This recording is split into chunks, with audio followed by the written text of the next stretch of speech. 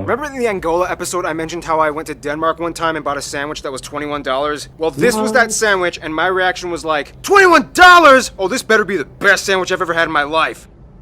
You got lucky. What's good, YouTube? It is your boy GeoBoss here, and we're going to be doing another geography now. This one is going to be about Denmark. So if you have any countries that you especially want to see me check out for geography now, leave those in the comment section down below. I will get to those back at a later date. Like I said, everything that is outside of America shall be done on this channel if it is recommended.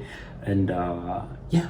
Leave a like on the video and subscribe. I'd really appreciate it. Share this video with your family and friends, and tell them about this kid who does not know anything about Denmark, and he's learning today. So sit back, relax, and enjoy while we learn together. Well, you guys are probably from Denmark, so you already know. But either ways, let's have fun. Remember in the Angola episode I mentioned how I went to Denmark one time and bought a sandwich that was $21? Well, this was that sandwich, and my reaction was like, $21?! Oh, this better be the best sandwich I've ever had in my life. You got lucky. It's time to learn geography now! Hey everybody, I'm your host Barbie, Legos, Vikings, and Roll Method. We got a lot to cover, so let's jump in.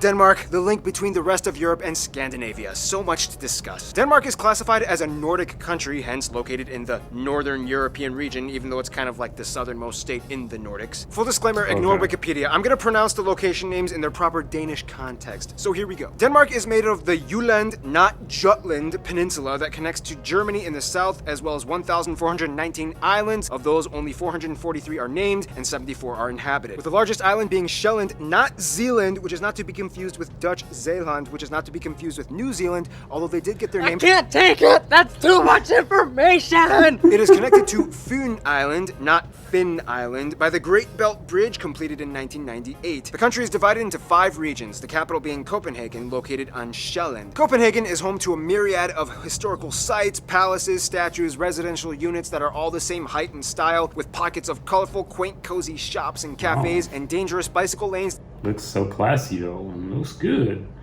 Bicycle lanes, bro. Oh, that's pretty close to the car, but I think you have that in probably every first world country where you have a bicycle lane close to the car, so yeah. You are not supposed to walk on. Now this is where things are gonna get a little spiced up. And by spiced up, I mean freezing Yeah, you don't walk in a bicycle lane, come on now. cold and covered in whale blubber. Denmark, for those of you who didn't know, is a kingdom, one of the last surviving ones in Europe, and is currently under the headship of chain-smoking Queen Margaret II. These still fall under Danish sovereignty and make up the massive Greenland Island and the little Faroe Islands. Both of these places are radically different from mainland Denmark. For one, Greenland is primarily inhabited by native Inuit tribal peoples that live on the island and is 80% covered in ice year-round. The Faroe Islands are a conglomeration of 20-ish mystical, cloudy, windy islands that have this crazy-looking lake that looks like it's about to spill over the cliffs into the ocean. These two areas have their own self-governing home rule, otherwise only depending on Denmark for military, justice, currency, and foreign affairs. Otherwise, I mean, that's pretty much it. I mean, historically, they did try to kind of create an empire by colonizing parts of the Caribbean, Ghana, India, and then in the Nicobar Islands and the Indian Ocean, but they kind of ran out of money and ended up selling everything to other countries. Too bad. It would be awesome to see people in the Indian Ocean speaking Danish. Nonetheless, mainland Denmark is kind of like a fast-moving economic machine. Let's talk about how.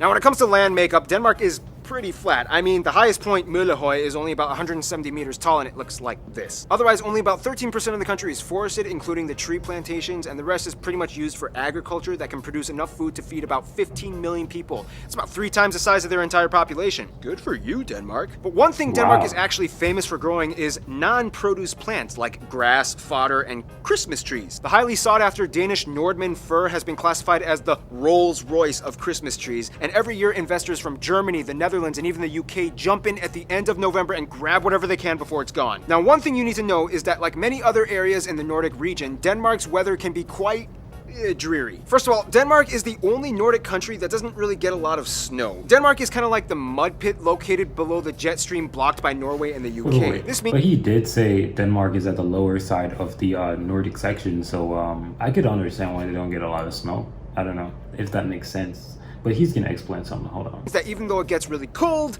pressure systems rarely cause snow. This is also pretty much why everybody dresses like a J. Crew fall fashion line model on the streets. If you're gonna get wet and freezing, you may as well look good while doing it. Otherwise, yeah, I mean, pretty much the rest of Denmark is just rolling green plains with sandy beaches and quirky little islands that people like to hop over for camping trips in the summer. If we were gonna talk about Greenland and the Faroe Islands, we would get a radically different story of mind-boggling, captivating cliffs, bluffs, sea stacks, glaciers, fissures, icebergs, and mountains. If you don't know what a Mulan is, it's not this, but this. This Mulan is large enough to swallow a school bus. But we'll have to save that for another video that'll come out. Whoa. Bro, what? Yo, nah, bro, what is that? I gotta put that back. If you don't know what a Mulan is, it's not this, but this. This Mulan is large enough to swallow a school bus. But we'll have to save that for another video that'll come out in 9,374 years. In the meantime, let's talk about the people. That's Now, crazy, bro. this is gonna get really fun. Denmark's people are really unique in their cultural, historical, and postmodern upbringing. First of all, the country has about 5.7 million people and is one of That's the a lot. highest taxed countries in the world. About 89% of the country identifies as ethnically Danish. About 11 What's it? If anybody is from Denmark, what is the tax rate there?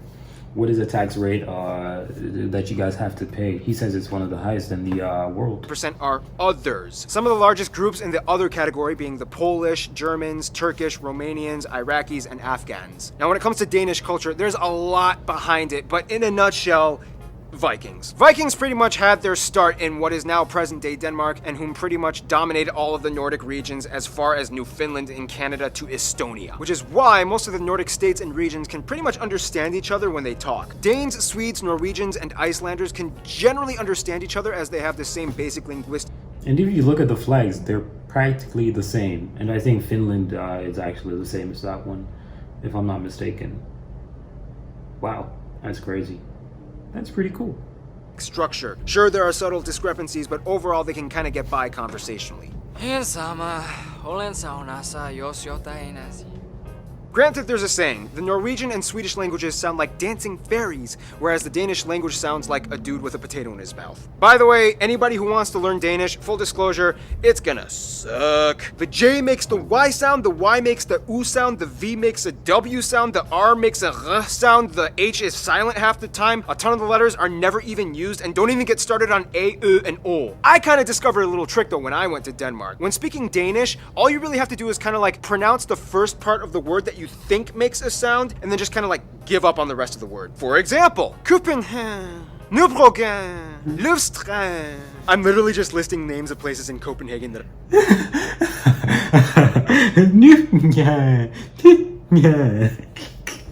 been to. Honestly though, you really won't have much of a problem getting around if you speak English. Over 80% of the entire country, mostly the younger generation, speaks proficient English to the point where they don't even need subtitles when watching American TV shows and movies. Okay. Also, keep in mind, Okay. Greenland has its own language that is completely unintelligible as it's an Inuit language closer to the indigenous Inuktitut and Yupik languages found in Canada and Alaska. And Faroese is pretty hard for most Danish people to grasp as it actually has more words rooted in the ancient Norse language and it's actually more intelligible to Icelandic. Back to culture though, Denmark has definitely left its mark, whether it's notable figures like author Hans Christian Andersen, philosopher Søren Kierkegaard, or whether... Pronounce his name? That's actually how you pronounce his name. Wow. It's not Soren Kierkegaard. It's or whether it be the invention of the loudspeaker or Legos or their love of handball, their impeccable architecture, Handball? love of cuisine. Noma in Copenhagen, by the way. Handball. I gotta do me a separate reaction video on handball. Y'all leave some links in the comment section, please. Being voted the best restaurant in the world with plates that feature live ants and moss. If you're really gonna get a feel for Danish culture though, you kind of have to know about janteloven and hygge. The funny thing is, Danes are kind of brought up in a social mindset that is kind of integrated into their subconscious known as janteloven, which kind of translates to something like, you are not better than the crowd, which I know sounds kind of depressing, but it's really trying to instill a sense of equality and communal cooperation. Humility. Hygge translates to something like, spend good times with friends and family, and it's like a cozy thing. Of course, course, Denmark is known for being ranked one of the happiest overall countries, even though they are also kind of one of the highest ranked consumers of antidepressants as well. But hey, they still pull off everyday life looking oh so good, even if it's during one of those really loud annual emergency drills. Okay, Christine, explain what's happening right now. Denmark is testing the sirens for warfare. Yeah, when we're being attacked by the Germans again. I'm scared. I'm really scared right now. Let's run to the security basement. The Germans are coming! Speaking of Germans.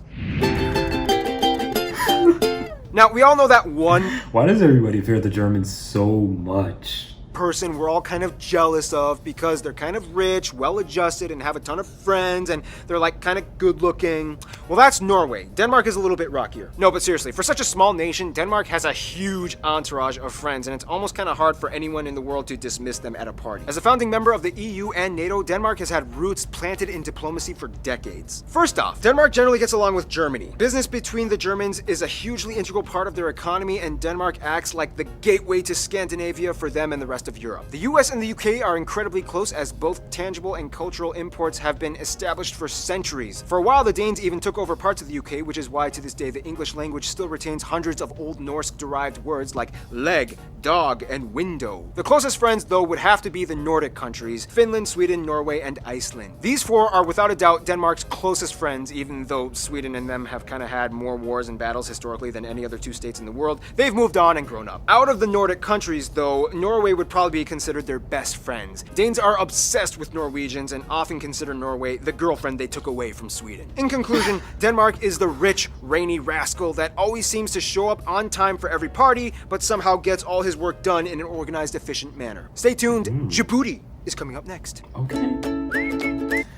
Denmark seems pretty chill. Like I said though, tell me the tax thing that is going on there and that handball. Those two things caught my attention, like, seriously, right? So y'all let me know about those in the comment section down below. This was a very interesting video. Like always, geography now has always been interesting because I get to learn about countries outside of America, which is really awesome. So smash that like button and subscribe. I'd really appreciate it, guys.